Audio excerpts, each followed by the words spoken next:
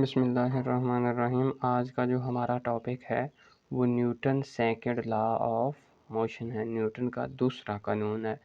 Newton का पहला कानून क्या था? न्यूटन का पहला कानून ये था कि अगर कोई जिस्म हरकत में है तो वो हरकत में ही रहता है जब तक उसको कोई फोर्स रोकने वाली ना हो, और अगर कोई चीज़ मोशन में है तो वो मोशन में ही रहती है जब तक उसको कोई चीज़ रोकने वाली ना हो, और अगर कोई चीज़ रेस्ट की हालत में है, साकन हालत में है, रुकी हुई हालत में है, तो वो उस वक्त तक नहीं मोशन में आएगी जब तक उस पर कोई फोर्स ना अमल की जाए, जब तक उस पर कोई फोर्स अमल ना की जाए। तो उसका दूसरा कानून क्या था? उसका दूसरा कानून ये था कि जब एक फोर्स किसी जिस्म पर अमल करे, जब कोई फोर्स किसी जिस्म पर अमल करे तो इसमें फोर्स की सिमत में, फोर्स बिलफर्ज ये मानने के एफ है और इसके डायरेक्शन ये है, तो एक्सेलरेशन फोर्स की सिमत में एक्सेलरेशन, तो एक्सेलरेशन की सिमत क्या होगी? यही होगी। ये इसका कानून था कि अगर फोर्स किसी जिस्म पर एम पर लगे तो और उसके मास एम पर लगे तो इसका अगर फोर्स इस सिमत में है तो एक्सेलरेशन भी किस सिमत में होगा? इसी सिमत में होगा। और एक्सेलरेशन की जो मिकदार है ना, एक्सेलरेशन की मिकदार एक्सेलरेशन की जो मिकदार है वो फोर्स की डायरेक्टली प्रोपोर्शनल, फोर्स की directly acceleration is directly proportional to F. Acceleration की मिकदार फोर्स की मिकदार के डायरेक्टली प्रोपोर्शनल और मास के इन्वर्स, और acceleration inversely proportional to 1/m। Inversely का मतलब 1/m, उल्ट। और डायरेक्टली प्रोपोर्शनल होता है किसी चीज़ के डायरेक्ट। अब इनका मतलब क्या है? A is directly proportional F का मतलब क्या है? अगर एक्सेलरेशन बढ़ेगा या फोर्स अगर बढ़ेगी तो मस्ट बी एक्सेलरेशन भी क्या करेगा? बढ़ेगा। मस्ट बी एक्सेलरेशन भी क्या बढ़ेगा? बढ़ेगा। डायरेक्टली प्रोपोर्शनल का यही मतलब है। दो क्वांटिटी में से अगर कोई एक बढ़ रही है तो दूसरी को भी क्या करना चाहिए? बढ़ना चाहिए। और अगर फोर्स कम हो रही है, तो एक्सेलरेशन को भी क्या होना चाहिए? कम होना चाहिए। यही इसका मतलब है कि अगर कोई फोर्स ज़्यादा लग रही है तो एक्सेलरेशन भी ज़्यादा होगा, और अगर कोई फोर्स कम है तो उसमें एक्सेलरेशन भी कम होगा। और इसी में ही उसने बताया है कि एक्सेलरेशन की फोर्स की मिकदार के डायरेक्टली प्रोपोर्शनल, ये हमने लिख लिया। F is directly proportional, A is directly proportional to F, या F is directly proportional to A। और मास के इन्वर्सली प्रोपोर्शनल होता है तो A is inversely proportional to 1/m। ये दोनों इक्वेशंस हैं। अब इन दोनों इक्वेशंस को हम आगे रीड्रा कर लेते हैं। देखें, F is directly proportional to A और मास के इन्वर्सली प्रोपोर्शनल होती है तो A is directly proportional to inversely proportional to 1/m। अब इन दोनों चीज़ों को हमने लिखना है तो हम कंबाइन करके लिख देंगे। ये दोनों क्या हैं? Directly proportional. तो A इज इक्वल टू आ गया डायरेक्टली प्रोपोर्शनल टू F/m। मतलब क्या कि यहाँ भी एक्सेलरेशन है और यहाँ भी एक्सेलरेशन, ये दोनों, ये डायरेक्टली प्रोपोर्शनल और ये इन्वर्सली प्रोपोर्शनल। तो A ये लिख लिया, F 1/m है तो m क्या आ गया? इसके बटे में आ गया। तो इज इक्वल टू, अब A is equal to F/m, और यहाँ से अगर F हम निकालना चाहें फोर्स तो किस तरह निकाल देंगे?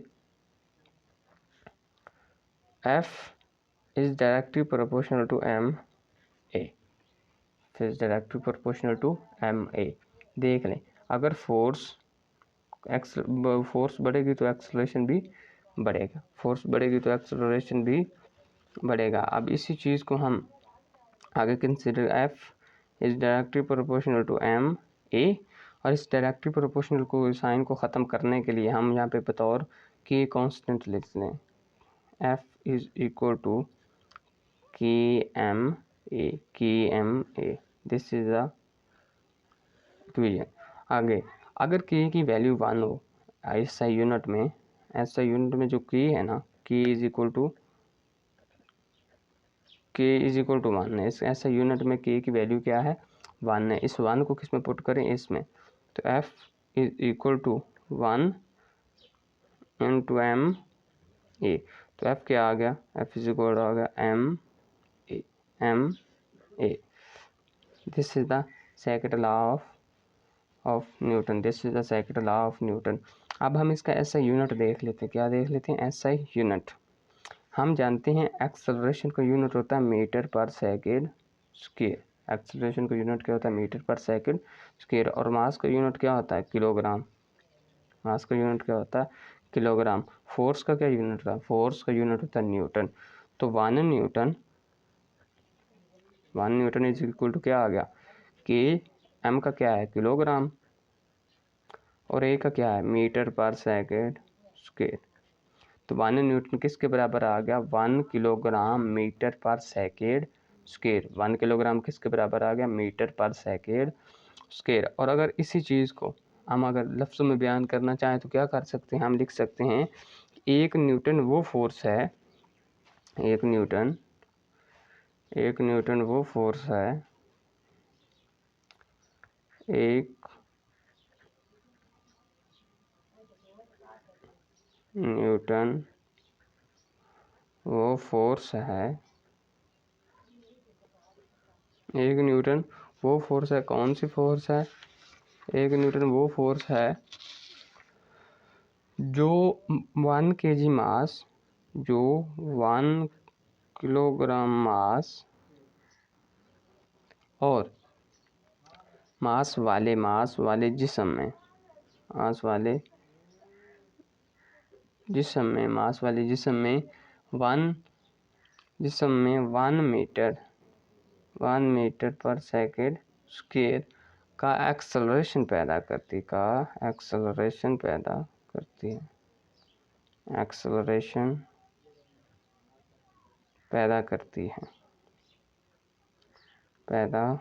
करती है, this is the Newton second law of motion.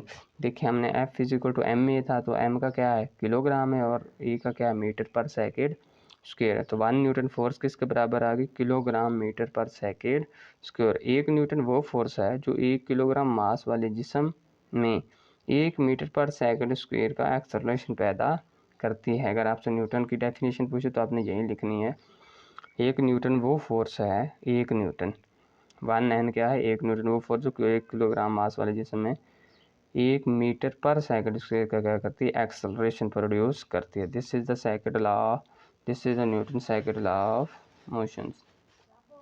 A directly proportional to F और a is inversely proportional to M।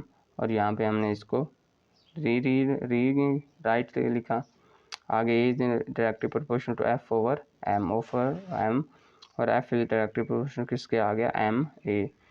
Directly proportional sign को ख़त्म करने के लिए हमने बतौर के कांस्टेंट ले लिया, और के की वैल्यू क्या है, 1 है SI यूनिट में। तो आगे यहाँ पे हमने पुट कर दी, तो F is equal to M में आगे हमने 1 न्यूटन फोर्स निकाली, किसके बराबर, किलोग्राम मीटर पर सेकेंड स्क्वायर, और नीचे हमने 1 न्यूटन की डिफाइन कर दिया। This is the Newton second law of motion.